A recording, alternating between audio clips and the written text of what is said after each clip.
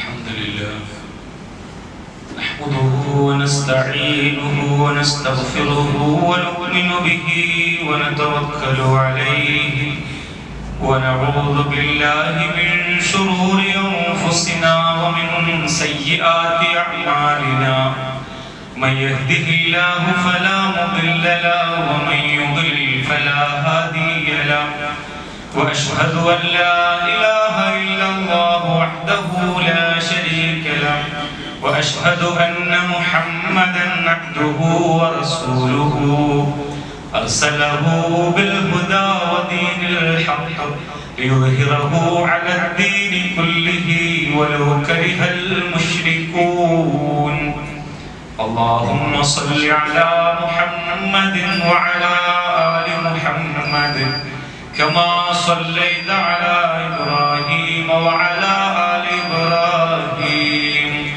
إنك حميد مجيد اللهم بارك على محمد وعلى آل محمد كما باركت على إبراهيم وعلى آل إبراهيم إنك حميد مجيد أما بعد فإن خير الحديث كتاب الله وخير الهدي هدي محمد صلى الله عليه وسلم وشر الأمور محدثاتها وكل محدثة بدعة وكل بدعة ضلالة يا أيها الذين آمنوا اتقوا الله حق تقاته ولا تموتن إلا وأنتم مسلمون أعوذ بالله من الشيطان الرجيم بسم الله الرحمن الرحيم وأذن في الناس بالحج يأتوك رجالا وعلى كل ضامر يأتين من كل فج عميق സ്നേഹവും ബഹുമാനവും വിശ്വാസികൾക്ക് അബ്ദുല്ലാലമീനായ സർവശക്തനായ അല്ലാഹു സുബ്ഹാനഹു വ തആലയുടെ കൽപ്പനകൾ എല്ലാ നിയമനിർദ്ദേശങ്ങളും പരമാവധി ജീവിതത്തിൽ പാലിച്ച് തഖ്വയോടെ ജീവിക്കുന്നതിന് വസിയത്ത് ചെയ്യുകയാണ്. കഴിഞ്ഞ ഖുതുബകളിൽ യാത്രയുമായി ബന്ധപ്പെട്ട ഇസ്ലാമിക വീക്ഷണവും സംസ്കാരവും മര്യാദകളെ സംബന്ധിച്ചൊക്കെ സൂചിപ്പിക്കുക. ലോകത്ത് ചുരുങ്ങിയ കാലം മുതൽ ഇസ്ലാം അനേകം രാഷ്ട്രങ്ങളിൽ ഇസ്ലാമിന്റെ സന്ദേശം എത്തിച്ചേർന്നത് 3 വഴികളിലൂടെയാണ് പ്രധാനമായും എന്ന് സൂചിപ്പിക്കേണ്ടത്. ഒന്ന്, മുസ്ലിമീങ്ങൾ മദീനക്കപ്പുറത്തേക്ക് ദഅവത്ത് ഉദ്ദേശിച്ചുകൊണ്ടുള്ള പ്രബോധനം ഉദ്ദേശിച്ചുകൊണ്ടുള്ള യാത്ര അത് ഇസ്ലാമിക വ്യാപനത്തിന് കാരണമായി. രണ്ടാമതായി, മുസ്ലിമീങ്ങൾ നടത്തിയ കച്ചവട വ്യാപാര യാത്രകളിൽ മുസ്ലിമീങ്ങളുടെ വ്യാപാരത്തിലെയും അവരുടെ വ്യക്തിജീവിതത്തിലെയും സത്യസന്ധതയും വിശുദ്ധിയും ആദർശ ബോധവും മനസ്സിലാക്കി അതാത് രാജ്യങ്ങളിലെ ആളുകൾ ഇസ്ലാമിലേക്ക് ആകൃഷ്ടരായി. അതുപോലെ തന്നെ രാഷ്ട്രീയമായ മുന്നേറ്റത്തിന്റെയും പ്രതിരോധത്തിന്റെയും ഒക്കെ ഭാഗമായി കൊണ്ട് ഇസ്ലാമിക വ്യാപനമായിട്ട് അതിൽ ദഅവത്തിന്റെ യാത്രയെ സംബന്ധിച്ച് നമ്മൾ കുറച്ച് കാര്യങ്ങൾ സൂചിപ്പിച്ചു. ഒരു വിശ്വാസിയെ സംബന്ധിച്ചിടത്തോളം അയാളുടെ വിശ്വാസിയുടെ യാത്രയെ ഒരു തേനീച്ചയോട് ഉപമിക്കാൻ പറ്റും. തേനീച്ച ഏറ്റവും നല്ലതാണ് തേനീച്ച സംശീകരിക്കുന്നത്. അതിനേക്കാൾ വിശിഷ്ടമായതാണ് തേനീച്ച നൽകുകയും ചെയ്യുക എന്നാണ്. അഥവാ തേനീച്ച ഒരുപാട് പൂവുകളിലൂടെ പാറി നടക്കുകയും അങ്ങനെ വട്ടമില്ലാത്ത തളരാത്ത പൂവുകളിൽ നിന്നാണ് അതിന്റെ മധു നുകരുന്നത്. അതിന്റെ എത്ര മുള്ളുള്ള ചെടിയാണെങ്കിലും കാണാൻ ഭംഗിയില്ലാത്ത പൂവാണെങ്കിൽ അതിലെ ഏറ്റവും നല്ലതാണ് തേനീച്ച തനിക്കായി ശേഖരിച്ചു. അതിനേക്കാൾ വിശിഷ്ടമായതാണ് തേനീച്ച മറ്റുള്ളവർക്കായി കരുതി വെക്കുകയും നൽകുകയും ചെയ്യുന്നത് തേൻ. ഇതുപോലെയാണ് ഒരു വിശ്വാസി അയാളുടെ ജീവിതത്തിലെ സഞ്ചാരങ്ങൾ, പ്രയാണങ്ങൾ, യാത്രകൾ, ജീവിതത്തിന്റെ ഓരോ ഘട്ടങ്ങളിലും അയാൾ മറ്റുള്ളവരിൽ നിന്നൊരു വിശ്വാസി നേടിയെടുക്കുന്നത് നന്മകൾ മാത്രമാണ്. അതിനേക്കാൾ നല്ല അയാൾ പകർത്തിയെടുക്കുന്ന നന്മകളെക്കാളും ഉത്തമമായ നന്മ നിറഞ്ഞ സംസ്കാരവും മര്യാദകളും ആദർശവും വിശ്വാസവുമാണ് ലോകത്തിന് പകർന്നു കൊടുക്കുന്നത്. ഒരു വിളക്ക് മുറിയിൽ കത്തിച്ചു വെച്ചാൽ ആ മുറിയിൽ മാത്രമേ, ആ റൂമിൽ മാത്രമേ അതിന്റെ വെളിച്ചം പരക്കുകയുള്ളൂ. എന്നാൽ ആ വിളക്കുമായി തന്റെ വീടിന്റെ അടുത്തുള്ള അയൽപക്കങ്ങളിലുള്ള വീടുകളിലെല്ലാം കയറി അവിടങ്ങളിലൊക്കെയുള്ള കെട്ടുപോയ വിളക്കുകളിൽ അത് തിരികൊളുത്തി കഴിഞ്ഞാൽ ഒരൊറ്റ വിളക്കിൽ നിന്ന് ഒരുപാട് വീടുകളിലും അങ്ങനെ ഒരു നാടും നഗരവും രാഷ്ട്രവും ഒന്നാകെ വെളിച്ചം പകരുന്നതായി മാറും. ഒരു വിശ്വാസി അപ്രകാരം തന്റെ ഈ ഹിദായത്തിന്റെ സത്യസന്മാർഗത്തിന്റെ വെളിച്ചവുമായി അവനവന്റെ പൊരയിൽ വീടിന്റെ അകത്തളങ്ങളിൽ ഒതുങ്ങിക്കഴിയേണ്ടവനല്ല, അതിന്റെ സന്ദേശങ്ങളുമായി മറ്റുള്ളവർക്കിടയിലൂടെ സഞ്ചരിക്കേണ്ടവരാണ് എന്നാണ്. റസൂലുള്ളാഹി സ്വല്ലല്ലാഹു അലൈഹി വസല്ലമയുടെ വഫാത്തിന് ശേഷം സഹാബാക്കൾ ചെയ്തതും അത് തന്നെയാണ്. അഥവാ റസൂലുള്ളാഹി സ്വല്ലല്ലാഹു അലൈഹി വസല്ലമയുടെ അവസാനത്തെയും ആദ്യത്തെയും ഹജ്ജായിട്ടുള്ള ഹജ്ജത്തുൽ വദാഇ ജബലുർ റഹ്മയിൽ കയറി നിന്നുകൊണ്ട് അവിടുന്ന് 1.25 ലക്ഷത്തോളം വരുന്ന ഹാജിമാരെ അഭിസംബോധന ചെയ്യുന്നു. ഹജ്ജ് ചെയ്യാൻ വേണ്ടി മാത്രം അവിടെ ഒരുമിച്ച് കൂടിയിട്ടുള്ള 1.25 ലക്ഷത്തോളം വിശ്വാസികൾ. ആ സമയത്ത് മക്കയിലും മദീനയിലും പരിസരങ്ങളിലും ഒക്കെ ലക്ഷോപലക്ഷം മുസ്ലിമീങ്ങൾ ഹജ്ജിന് വരാത്തവരുണ്ട്. ഹജ്ജിന് വന്നവരോടാണ് പറയുന്നത്, ഇവിടെ ഹാജരുള്ളവർ ഹാജരില്ലാത്തവർക്ക് ഈ ദീൻ എത്തിച്ചു കൊടുക്കണം എന്നുള്ളതാണ്. ദീൻ എത്തിച്ചു കൊടുക്കുക എന്നുള്ളതാണ് ഇസ്ലാമിന്റെ കാഴ്ചപ്പാടും നിർദ്ദേശവും എന്ന് പറയുന്നത്. നമുക്കറിയാം, ദഅവത്തുണ്ട്, തബ്ലീഗുണ്ട്. ദഅവത്ത് പൊതുവെ അല്ലാഹുവിന്റെ ദീനിന്റെ ആശയവും സന്ദേശവും അതറിയാത്ത ഒരാളിലേക്ക് അതിന്റെ നിജസ്ഥിതിയും യാഥാർത്ഥ്യവും എത്തിച്ചു കൊടുക്കുന്ന, പകർന്നു കൊടുക്കുന്ന, അറിയിച്ചു കൊടുക്കുന്ന പ്രക്രിയയാണ് ദഅവത്ത്. വിശിഷ്യ മുസ്ലിം സമുദായത്തിനകത്തു തന്നെയുള്ള അഭ്യന്തരമായ തിന്മകൾ, അരാജകത്വങ്ങൾ, ബിദ്അത്തുകൾ, ശിർക്കുകൾ, അന്ധവിശ്വാസങ്ങൾ, അനിസ്ലാമികമായ പ്രവണതകൾ, ഇത്തരം സംഗതികൾക്കെതിരെ മുസ്ലിം സമുദായത്തെ തന്നെ ഉത്ഭുതരാക്കുന്നതിനാണ് ദഅവത്ത് എന്ന് പറയുന്നത്. എന്നാൽ തബ്ലീഗ് എന്ന് പറയുന്നത് അതിനും അപ്പുറത്താണ്.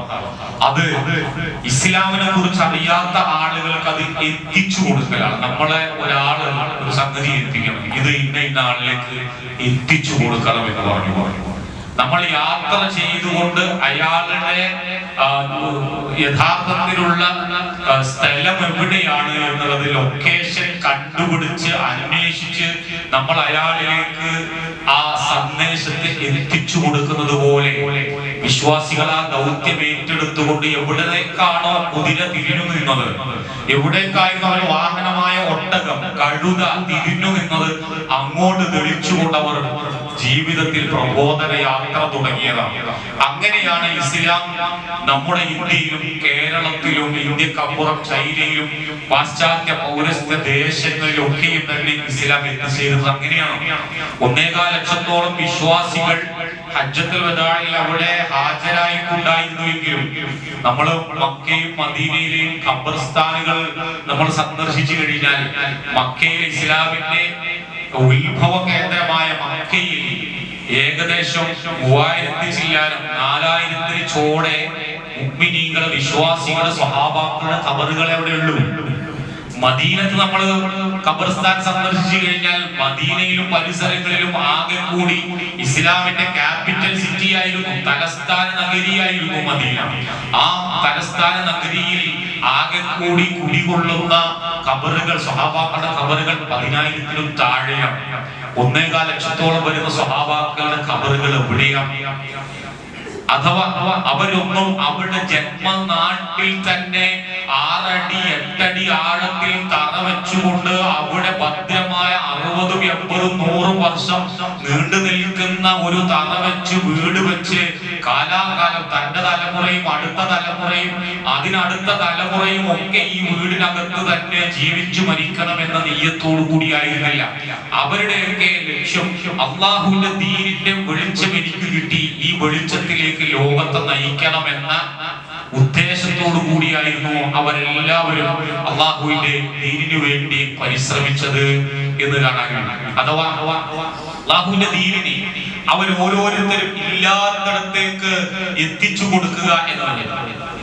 ഡിഫ്യൂഷൻ ഓഫ് ഇന്നോവേഷൻ എന്നൊരു തിയറിയുണ്ട് സാമൂഹ്യ ശാസ്ത്രത്തിൽ. അത് ആ തിയറി പ്രകാരം ഒരു പുതിയ ആശയം സമൂഹത്തിൽ പടരാൻ 5 വിഭാഗം ആളുകൾ വേണം. അതിൽ ഏർലി അഡോപ്റ്റേഴ്സ് എന്ന് പറയുന്ന ഒരു വിഭാഗമാണ്. അഥവാ ഒരു നാട്ടിൽ ഒരു സന്ദേശം ആ നാട്ടിലെ ഏറ്റവും സ്വാധീനമുള്ള വ്യക്തിയിലേക്ക് ആ സന്ദേശം പകർന്നു കൊടുത്തു കഴിഞ്ഞാൽ അയാളിലൂടെ അള്ളാഹുവിന്റെ ദീനിന്റെ സന്ദേശം, ഏത് സന്ദേശമായിക്കോട്ടെ, അയാളിലൂടെ പെട്ടെന്ന് അയാൾ കീഴിലുള്ള ആളുകളിലേക്ക് ആ സന്ദേശത്തെ എത്തിച്ചു കൊടുക്കാൻ കഴിയുമെന്നുള്ളതാണ്. അഥവാ ഒപ്പീനിയൻ ലീഡേഴ്സ് എന്ന് പറയുന്ന വിഭാഗമാണ്. ഒരു നാട്ടിലെ ഭരണാധികാരി അയാൾക്ക് അവിടെയുള്ള ഭരണ ശക്തി കൊണ്ട് തന്നെ, സ്വാധീനം കൊണ്ട് തന്നെ അയാൾക്ക് ഒരൊറ്റ കൽപ്പനയിലൂടെ സന്ദേശങ്ങൾ രാജ്യത്ത് വിളംബരം ചെയ്യാൻ കഴിയും. അതുകൊണ്ട് തന്നെ റസൂലുള്ളാഹി സ്വല്ലല്ലാഹു അലൈഹി വസല്ലമ അവിടുന്ന് അയൽ രാജ്യങ്ങളിലെ രാജാക്കന്മാർക്ക്, ഭരണാധികാരികൾക്ക്, ഗവർണർമാർക്ക് പ്രത്യേകമായി ഇസ്ലാമിലേക്ക് ക്ഷണിച്ചുകൊണ്ടുള്ള കത്തുകൾ അവിടെ നൽകാറുണ്ടായിരുന്നു. നജ്ജാശിയെ കാണാൻ വേണ്ടി റസൂലുള്ളാഹി സ്വല്ലല്ലാഹു അലൈഹി വസല്ലമ ദൂതനായിക്കൊണ്ട് ജഅഫർ ഇബ്നു അബീ താലിബ് റളിയല്ലാഹുവിനെ അയച്ചത് നമുക്ക് കാണാൻ കഴിയും. റോമാ ചക്രവർത്തിക്ക് റസൂലുള്ളാഹി സ്വല്ലല്ലാഹു അലൈഹി വസല്ലമ ദിഹിയ റളിയല്ലാഹുവിന്റെ അടുത്ത് സന്ദേശം എത്തിച്ചു കൊടുത്തത് കാണാൻ കഴിയും. നമ്മുടെ മാലിക് ബിൻ ദീനാർ റളിയല്ലാഹു അൻഹു മുഖേനയാണ് കൊടുങ്ങല്ലൂരിൽ വരികയും അവിടെയുള്ള പ്രാദേശിക ഭരണാധികാരിയായിട്ടുള്ള ചേരമാൻ പെരുമാളിനെ ഇസ്ലാമിലേക്ക് ക്ഷണിക്കുകയും അദ്ദേഹം മുഖേന കേരളത്തിൽ അതിവേഗത്തിൽ ഇസ്ലാം വളരുകയും ചെയ്തത്.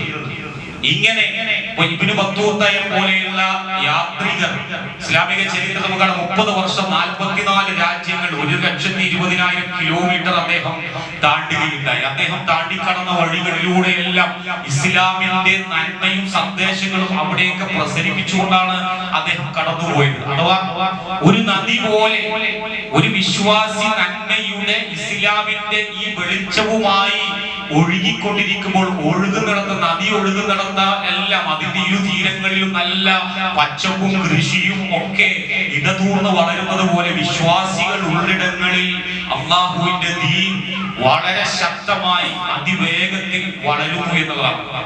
മഹാനായ ഇബ്രാഹിം നബി അലൈഹി സ്വലാത്തു വസ്സലാമിന്റെ ചരിത്രത്തിലേക്ക് നമ്മൾ പോയി കഴിഞ്ഞാൽ ഇബ്രാഹിം നബി അലൈഹി സ്വലാത്തു വസ്സലാം ചെയ്തത് ഒന്ന് തന്നെയാണ്. ഈ ഒരു സ്ട്രാറ്റജി തന്നെയാണ് ദഅവത്ത് രംഗത്ത് പ്രവാചകന്മാരും പ്രബോധകന്മാരെല്ലാവരും കൈക്കൊണ്ടത് എന്ന് കാണാൻ കഴിയും. മഹാനായ ഇബ്രാഹിം നബി അലൈഹി സ്വലാത്തു വസ്സലാം തന്റെ നാട്ടിലെ തന്നെ മുഖ്യ ക്ഷേത്രത്തിലെ മുഖ്യ പൂജാരിയായിരുന്ന തന്റെ പിതാവിനോടാണ് അദ്ദേഹം തൗഹീദ് പറയുന്നത്. പിതാവിൽ നിന്ന് അതിലുള്ള ഒരു സപ്പോർട്ട് കിട്ടിക്കഴിഞ്ഞാൽ പിതാവിന്റെ ഹൃദയത്തിലേക്ക് നന്മയുടെ ഈ തൗഹീദിന്റെ വെളിച്ചം എത്തിക്കഴിഞ്ഞാൽ അതിവേഗത്തിൽ അദ്ദേഹത്തിന്റെ ദൗത്യത്തിന് അനുകൂലമായിട്ടുള്ള ഒരു മണ്ണ്, ഒരു ഭൂമിക അവിടെ ഒരുങ്ങിക്കിട്ടുമെന്ന് അദ്ദേഹം കണക്കുകൂട്ടി. അത് പരാജയപ്പെട്ടു. പക്ഷെ പിന്നീട് അദ്ദേഹം നാട്ടിലെ മുഖ്യ ക്ഷേത്രത്തിലേക്കാണ്. നമുക്കറിയാം, ആ ചരിത്രമൊന്നും വിശദീകരിക്കേണ്ട ആവശ്യമില്ല. അഥവാ ഏറ്റവും സ്വാധീനമുള്ള ഇടങ്ങളിൽ അള്ളാഹുവിന്റെ ദീനിനെ എത്തിച്ചു കൊടുക്കുക എന്നുള്ളത്. പിന്നീട് ആ നാട്ടിലെ തന്നെ ക്രൂരനായ സ്വേച്ഛാധിപതിയായ ഞാൻ തന്നെയാണ് ദൈവം എന്ന് വാദിക്കുന്ന നമ്രൂദിന്റെ അടുത്തേക്കാണ് പോകുന്നത്. നാട്ടിലെ സാധാരണക്കാരായ ആളുകൾക്കിടയിൽ ദഅവത്ത് ചെയ്യുന്നതിനെ അവഗണിച്ചു എന്നല്ല, എന്നാൽ അതിനേക്കാളേറെ ഇമ്പാക്ട് ഉണ്ടാകുന്ന, അതിനേക്കാളേറെ പ്രതിഫലനം ഉണ്ടാകുന്ന ഒന്നാണ് നാട്ടിലെ ഇത്തരത്തിലുള്ള ലീഡേഴ്സിനെ പോയി കാണുമ്പോൾ നമ്രൂദുമായി നേർക്ക് നേരെ ആശയ സംവാദത്തിൽ ഇബ്രാഹിം നബി അലൈഹി സ്വലാത്തു വസ്സലാം ഏർപ്പെട്ടത് നമുക്ക് കാണാൻ കഴിയും. ഇപ്രകാരം അള്ളാഹുവിന്റെ ദീനിന്റെ മാർഗത്തിലേക്ക് പ്രവാചകന്മാരെല്ലാവരും ഇങ്ങനെ ദഅവത്ത് ചെയ്തുകൊണ്ടാണ്. അതിൽ എടുത്തു പറയത്തക്ക ഒന്ന് മഹാനായ ഇബ്രാഹിം നബി അലൈഹി സ്വലാത്തു വസ്സലാമിന്റെ ജീവിതം തന്നെയാണ്. നമ്മൾ യാത്രയെ കുറിച്ച് പറയുമ്പോൾ ഇബ്രാഹിം നബി അലൈഹി സ്വലാത്തു വസ്സലാമിന്റെ ജീവിതം തന്നെ പ്രബോധനം കൊണ്ട് നിറഞ്ഞ യാത്രകൾ തന്നെയായിരുന്നു. ബാബിലോണിയയിൽ, ഇറാഖിലെ പുരാതന ബാബിലോണിയയിൽ ഇബ്രാഹിം നബി അലൈഹി സ്വലാത്തു വസ്സലാം ജനിക്കുന്നു. ഈജിപ്തിലൂടെ, ഫലസ്തീനിലൂടെ കടന്ന് അങ്ങനെ മക്കയിലേക്ക് അദ്ദേഹത്തിന്റെ യാത്ര, ഈ 4000 കിലോമീറ്റർ ചുറ്റളവിൽ അദ്ദേഹത്തിന്റെ യാത്ര, പ്രബോധന യാത്ര, അതങ്ങനെ നിരന്തരമായി ആ യാത്രയിലുടനീളം അല്ലാഹുവിന്റെ ദീനിന്റെ ആശയങ്ങൾ മറ്റുള്ളവരിലേക്ക് പ്രവഹിച്ചുകൊണ്ടേയിരുന്നു എന്നതാണ്. അതുകൊണ്ടാണ് ആ മഹാനായ പ്രബോധകന്റെ ജീവിതത്തെ അതുപോലെ തന്നെ അനുസ്മരിക്കാൻ ഇബ്രാഹിം നബി അലൈഹി സ്വലാത്തു വസ്സലാമിന്റെ ജീവിതത്തിൽ അദ്ദേഹം നടത്തിയിട്ടുള്ള ത്യാഗോജ്ജലമായ ഈ പ്രബോധന യാത്രകളെ, ഈ സഞ്ചാരങ്ങളെ അതേ അർത്ഥത്തിൽ ആവാഹിച്ചുകൊണ്ട്, അതിനെ ഉൾക്കൊണ്ടുകൊണ്ട് ഇബ്രാഹിം നബി അലൈഹി സ്വലാത്തു വസ്സലാമിന്റെ സ്ഥാനത്ത് നിന്നുകൊണ്ടാണ് ഓരോ മുസ്ലിമും ഹജ്ജിന് പോകുന്നതും ഹജ്ജ് നിർവഹിച്ചു കൊണ്ടിരിക്കുകയും ചെയ്യുന്നത്. അതുകൊണ്ടാണ് റസൂലുള്ളാഹി സ്വല്ലല്ലാഹു അലൈഹി വസല്ലം പഠിപ്പിച്ചു, അബീ ഹുറൈറ റളിയല്ലാഹു അൻഹു ഖാല റസൂലുള്ളാഹി സ്വല്ലല്ലാഹു അലൈഹി വസല്ലം അൽ ഗാസി ഫീ സബീലില്ലാഹി വൽ ഹാജ് വൽ മുഅ്തമിറു വഫദല്ലാഹു ദഅാഹും ഫഅജാബുഹു വസഅലൂഹു ഫഅതാഹു. അല്ലാഹുവിന്റെ മാർഗ്ഗത്തിൽ പടവെട്ടുന്ന ഒരു പോരാളി, അല്ലാഹുവിന്റെ മാർഗ്ഗത്തിൽ ഹജ്ജ് ചെയ്യുന്ന ഒരാളും അല്ലാഹുവിന്റെ മാർഗ്ഗത്തിൽ ഉംറ ചെയ്യുന്നവരും അവരെല്ലാവരും അല്ലാഹുവിന്റെ അതിഥികളാണ്. അല്ലാഹുവിന്റെ അതിഥികളാണ്. അല്ലാഹു തആല അവരെ വിളിച്ചതാണ്. വഫദല്ലാഹു, അല്ലാഹു തആല അവരെ ക്ഷണിച്ചതാണ്. വദഅാഹു, അല്ലാഹു അവരെ നേർക്ക് നേരെ വിളിച്ചതാണ്. നമ്മള് ക്ഷണിച്ചിട്ട് പോകുന്ന യാത്രകൾ, ക്ഷണിക്കാതെയും നമ്മുടെ ഒരു മര്യാദ എന്നുള്ള നിലക്ക് വേണ്ടപ്പെട്ട ആളുകളുടെ വീടുകളിലും അത് കുടുംബങ്ങളിലും ഒക്കെ സന്ദർശിക്കുന്നുണ്ട്. എന്നാൽ ക്ഷണിച്ചിട്ട് പോകുന്ന യാത്രക്ക് ഒരു അന്തസ്സും ഒരു അഭിമാനവും ഉത്കർഷബോധവും ഉണ്ട്. ഹജ്ജിന് ഒരാൾ വലിഞ്ഞു കയറി ചെല്ലുകയല്ല, കൃത്യമായി ഹജ്ജിന്റെ നാഥൻ ഹജ്ജിനുള്ള വിളി നടത്തിയിട്ടുണ്ട് എന്നുള്ളതാണ് ഹജ്ജിൽ നിന്ന് നമ്മൾ മനസ്സിലാക്കാൻ കഴിയുന്നത്. അഥവാ അല്ലാഹുവിന്റെ പ്രത്യേകമായ ക്ഷണം കിട്ടിയിട്ടാണ് ഓരോ ഹാജിയും മക്കയിലേക്ക് പുറപ്പെടുന്നത് എന്നുള്ളതാണ്. അതാണ് വിശുദ്ധ ഖുർആൻ 22-ാം അധ്യായം 27-ാമത്തെ ആയത്തിൽ ആളുകളോട് ഹജ്ജിന്റെ വിളംബരം നടത്തുക എന്നാണ്. ഹജ്ജ് ചെയ്യാൻ വേണ്ടിയിട്ട് ആളുകൾ നീ ക്ഷണിച്ചുകൊള്ളുക, വിളംബരം നടത്തിക്കൊള്ളുക.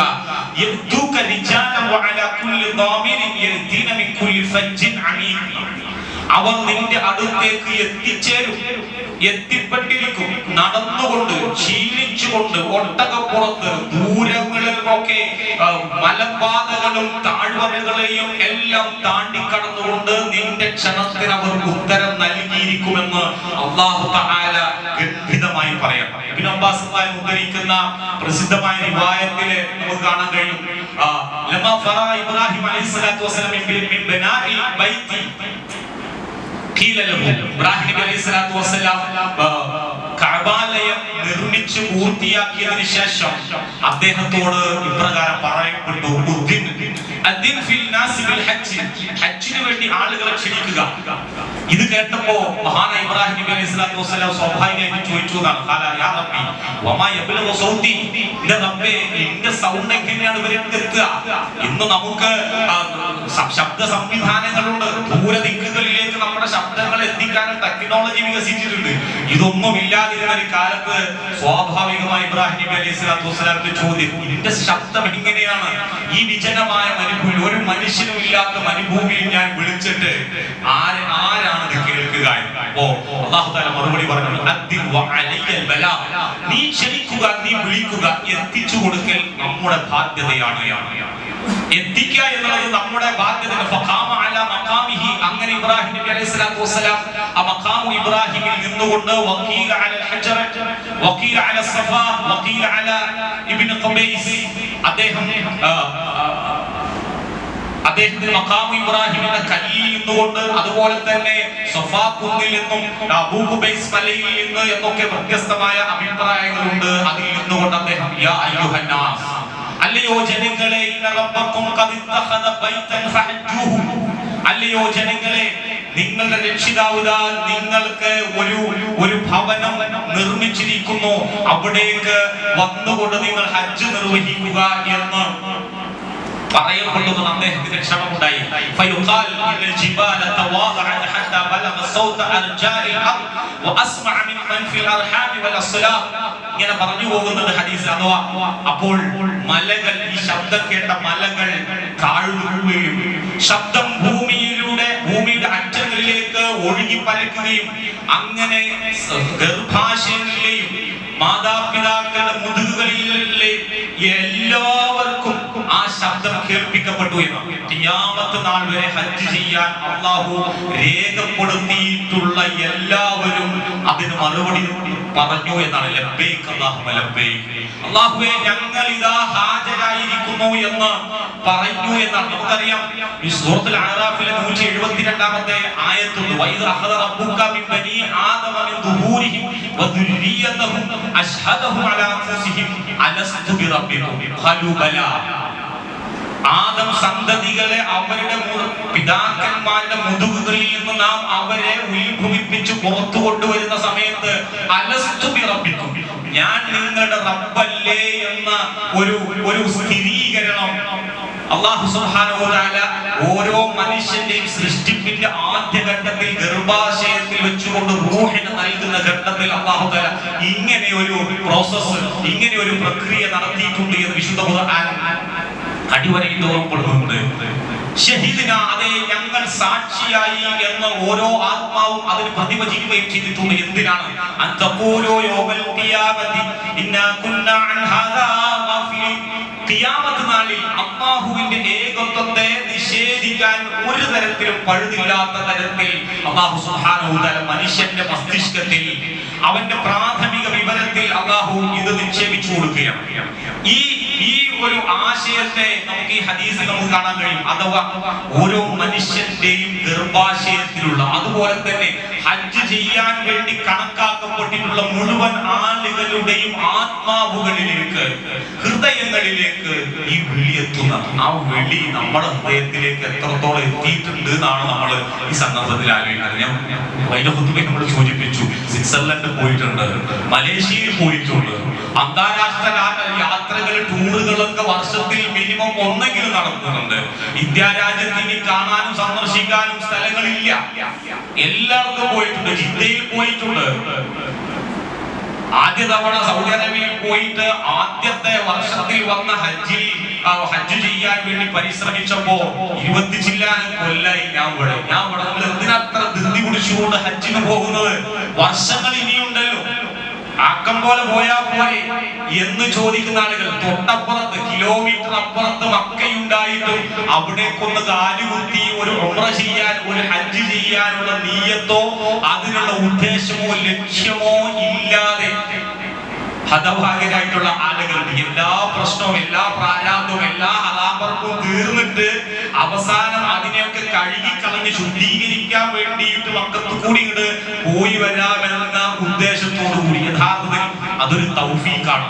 അത് അല്ലാഹുവിന്റെ ഈ വിളി നമ്മുടെ ഹൃദയത്തിൽ നമ്മൾ എത്രത്തോളം ഏറ്റെടുത്തിട്ടുണ്ട് എന്നുള്ളതിന്റെ പ്രതിഫലനമാണ് ഹജ്ജിന് വേണ്ടിയിട്ടുള്ള നമ്മുടെ ഒരുക്കം എന്ന് പറയുന്നത്. നമ്മുടെ സക്കാത്തുമായി ബന്ധപ്പെട്ട വിഷയത്തിൽ നമ്മൾ സൂചിപ്പിച്ചിട്ടുണ്ട്. അഥവാ സക്കാത്ത് എന്നുള്ളത് പൈസ ഉണ്ടായി കഴിഞ്ഞാൽ, എനിക്ക് ഇത്രയും ഹിസാബും എത്തിക്കഴിഞ്ഞാൽ ഞാൻ സക്കാത്ത് കൊടുക്കുമെന്ന ഒരു അഴകുഴമ്പൻ ഒഴുക്കൻ മട്ടിലുള്ള നിലപാടല്ല സക്കാത്തിനോട് ഉണ്ടാകേണ്ടത്. ഇസ്ലാമിന്റെ ഒരു ഇബാദത്തിനോടും ആ നിലപാടല്ല.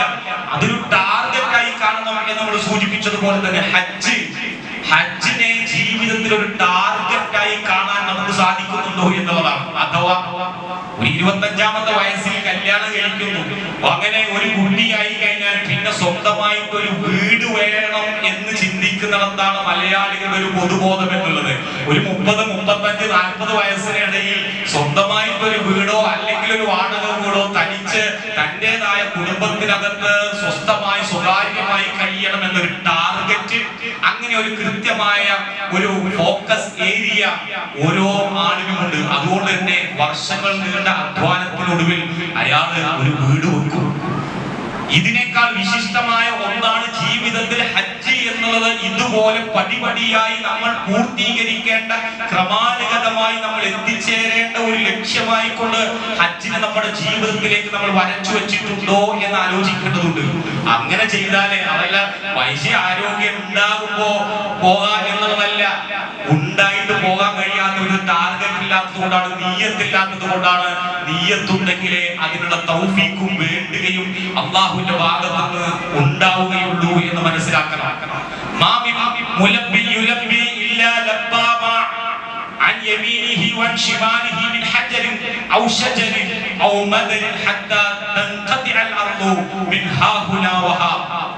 ഹജ്ജ് നിർവഹിക്കുന്ന ഓരോ വിശ്വാസിയും ഹജ്ജ് നിർവഹിക്കുമ്പോൾ തൽബിയത്ത് ചൊല്ലിക്കൊണ്ടാണ് നിർവഹിക്കുന്നത്. നമുക്കറിയാം, അള്ളാഹുവിന്റെ ക്ഷണം സ്വീകരിച്ചുകൊണ്ട് ഏറ്റവും വിശിഷ്ടനായ വ്യക്തിയാണ് എന്നെ ക്ഷണിച്ചിട്ടുള്ളത്. അള്ളാഹുവിന്റെ കൽപ്പന പ്രകാരം പടച്ച തമ്പുരാന്റെ ഖലീൽ അല്ലാഹു തആല ഇത്തഖദല്ലാഹു ഇബ്രാഹിമ ഖലീല, അല്ലാഹു ഖലീലായി ചങ്ങാതിയായി തെരഞ്ഞെടുത്ത ഇതിന് ഏറ്റവും യോഗ്യനായ മനുഷ്യനാണ് അള്ളാഹുവിന്റെ ഭവനത്തിലേക്ക് നമ്മളെ ക്ഷണിച്ചത്. അതുകൊണ്ട് തന്നെ ആ ക്ഷണം സ്വീകരിച്ചുകൊണ്ട് അവിടെ എത്തുന്ന ആളുകളാണ് നമ്മൾ. നമുക്കറിയാം, വർഷത്തിൽ കഅബയിലേക്ക് ഹജ്ജിനു വേണ്ടി സൗദി രാജകുടുംബത്തിന്റെ ഭരണാധികാരിയുടെ പ്രത്യേക അതിഥികളായിട്ട് അവിടെ എത്തുന്ന ആളുകൾ, ക്ഷണം കിട്ടിയ ആളുകളെയൊക്കെ ഓരോ പ്രസ്ഥാനത്തിന്റെയും സംഘടനയുടെയും വിവിധ രാജ്യങ്ങളിലുള്ള പ്രതിനിധികളായിട്ടൊക്കെ പോകുന്നതൊക്കെ വലിയ വാർത്തയായിക്കൊണ്ടൊക്കെ ഒരു താൻപോരിമയായിക്കൊണ്ടൊക്കെ കൊട്ടിഘോഷിക്കപ്പെടാറുണ്ട്. അതിനേക്കാളും മേലെ നിൽക്കുന്നവനാണ് അള്ളാഹുവിന്റെ അതിഥിയായി അള്ളാന്റെ ക്ഷണം സ്വീകരിച്ചുകൊണ്ട് അള്ളാഹുവിന്റെ ഖലീലിന്റെ ക്ഷണം കിട്ടിക്കൊണ്ടു പോകുന്നവനാണ് ഓരോ ഹാജിയും. അതുകൊണ്ട് തന്നെ ഓരോ ഹാജിയും അവിടെ അതിഥിയാണ്. ആ ഹാജിമാരെല്ലാം അവിടെ ചെയ്യുന്ന തെൽബിയത്ത് എന്ന് പറഞ്ഞു കഴിഞ്ഞാൽ, ആ തെൽബിയത്ത് അവന്റെ വലതുഭാഗത്തും ഇടതുഭാഗത്തുമുള്ള കല്ലുകളും മരങ്ങളും മണ്ണും അവനോടൊപ്പം തെൽബിയത്ത് ചൊല്ലിക്കൊണ്ടേയിരിക്കുന്നു എന്നുള്ളതാണ്. അഥവാ ലബ്ബൈക് അല്ലാഹുമ്മ ലബ്ബൈക് എന്നുള്ളത് ലബ്ബൈക് എന്ന ഹജ്ജില് മാത്രം പറയേണ്ട ഒരു വാക്കായിട്ടല്ല, ഒരു വിശ്വാസിയുടെ മുഴുവൻ ജീവിതവും ലബ്ബൈക് എന്നാണ്. ലബ്ബൈക് എന്ന വാക്കിന്റെ അർത്ഥം ഉറച്ചു നിൽക്കുക എന്നാണ്. അഥവാ ഒരു സ്ഥലത്ത് തന്നെ, ഒരു ആശയത്തിൽ തന്നെ, ഒരിടത്ത് തന്നെ അടിയുറച്ച് നിലകൊള്ളുക, അനുസരണയോടെ നിലകൊള്ളുക എന്നാണ്. ലബ്ബൈക് അല്ലാഹുമ്മ ലബ്ബൈക്, അല്ലാഹുവേ നിന്റെ വിളിക്കുക ഞാൻ ഉത്തരം നൽകിക്കൊണ്ട് ഇവിടെ എത്തിയിരിക്കുന്നു. നിന്റെ ക്ഷണം സ്വീകരിച്ചുകൊണ്ട് നിന്റെ ആജ്ഞ, നിന്റെ കൽപ്പന ശിരസ വഹിക്കാൻ തയ്യാറായ ഞാൻ ഇവിടെ നിൽക്കുന്നു എന്നാണ്. ആ തയ്യാറാകലിന് പിന്നിൽ മറ്റൊരു ദുഷ്ടലാഭവുമില്ല, മറ്റൊരു ലക്ഷ്യവുമില്ല. അള്ളാഹ് എന്താണോ പറയുന്നത് അത് ചെയ്യാൻ തയ്യാറായിട്ട് ഒരു യുക്തിബോധത്തിനും ഒരു ശാസ്ത്രബോധത്തിനും ഒരു ലോജിക്കിനും അവിടെ സ്ഥാനമില്ല. അല്ലാഹു തആല ചുറ്റിത്തിരിയാൻ പറഞ്ഞാൽ അത് കൃത്യമായി അള്ളാഹ് പറഞ്ഞോടത്ത്, അല്ലാഹുവിന്റെ റസൂൽ കാണിച്ചിടത്ത് നിന്ന് തുടങ്ങി അവിടെ തന്നെ അവസാനിപ്പിക്കും. അല്ലാഹു തആല നടക്കാൻ പറഞ്ഞോടത്ത് നടക്കും. അല്ലാഹുവിന്റെ റസൂൽ സല്ലല്ലാഹു അലൈഹി വസല്ലമ ധൃതിയിൽ ഓടാൻ പറഞ്ഞോടത്ത് അവിടെ ധൃതിയിൽ ഓടും. അതുപോലെ തന്നെ അല്ലാഹുവിന്റെ റസൂൽ മുടിയെടുക്കാൻ നമുക്ക് കാണിച്ചു തന്നു, മുടിയെടുത്തിരിക്കും. സംസം കുടിക്കാൻ വേണ്ടി പറഞ്ഞു, കുടിച്ചിരിക്കും. അതിന്റെ യുക്തി, അതിന്റെ ശാസ്ത്രീയത അല്ലാഹു തആല വലിയെടുക്കാൻ പറഞ്ഞിടത്ത്, അല്ലാഹു തആല എറിയാൻ പറഞ്ഞിടത്ത്, അല്ലാഹു തആല രാത്രി കഴിയാൻ പറഞ്ഞിടത്ത്, അല്ലാഹു തആല ഇങ്ങനെ ഓരോ കാര്യങ്ങളും അല്ലാഹു ഓടാൻ പറഞ്ഞിടത്ത്, കിടക്കാൻ പറഞ്ഞിടത്ത്, ഉറങ്ങാൻ പറഞ്ഞിടത്ത് എല്ലാത്തിനും തയ്യാറാവും. ഇബ്രാഹിം നബി അലൈഹി സ്വലാത്തു വസ്സലാമിന്റെ പ്രബോധന ജീവിത സഞ്ചാരം എന്ന് പറയുന്നത് എങ്ങനെ? എവിടെ നിൽക്കപ്പെടുന്നില്ല. ഇത് നമ്മളെ കൊണ്ട് പ്രായോഗികമായി നമ്മുടെ ശരീരത്തെയും മനസ്സിനെയും അല്ലാഹുവിന് വേണ്ടി പ്രവർത്തിക്കാനും കഠിനാധ്വാനം ചെയ്യാനും ആത്മാർപ്പണം നടത്താൻ വേണ്ടി നമ്മളെ തയ്യാറാക്കി എടുക്കുന്ന, മോൾഡ് ചെയ്തെടുക്കുന്ന പ്രക്രിയയാണ് ഹജ്ജ്. അതിന്റെ ഭാഗമായി മാറുമ്പോൾ സ്വാഭാവികമായിട്ട് ഒരു മനുഷ്യന്റെ ഉള്ളിലെ സകല തിന്മകളും അവിടെ ഉരുകി ഒലിച്ച് ഇല്ലാതായി തീരുന്നു. തന്റെ ഉമ്മ പ്രസവിച്ച ആ നാളിലെ പരിശുദ്ധിയോടുകൂടി ആ യാത്രയിൽ നിന്നും തിരിച്ചു പോരാൻ കഴിയും. ഇത്തരത്തിൽ ഈ ഒരു മഹത്തായ യാത്രയുടെ ഭാഗമാവുക എന്നുള്ളതാണ്, അതായിരിക്കണം ഓരോ